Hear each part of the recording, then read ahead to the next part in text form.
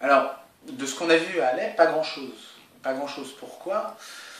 Parce qu'aucun acteur en Syrie même ne peut se permettre de négocier avec le régime. Ils ne peuvent se le permettre, déjà parce que vous avez un antagonisme aujourd'hui extrêmement fort. Du côté de la rébellion, le rejet de Bachar el-Assad et des services de sécurité qui ont fait la répression est énorme.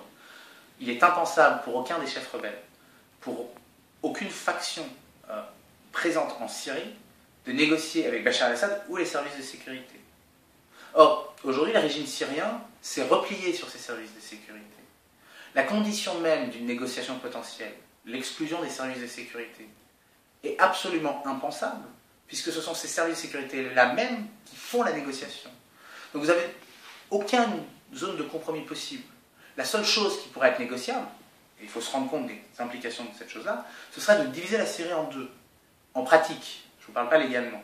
Je veux dire qu'en pratique, la seule chose qui peut être discutée, c'est que les rebelles gardent le contrôle du nord et que le régime garde le contrôle du sud. Ce qui serait une solution catastrophique à long terme.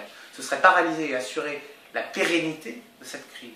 Assurer que la guerre civile continue de manière très longue. A l'inverse, les négociations vont avoir un effet négatif très fort sur l'insurrection.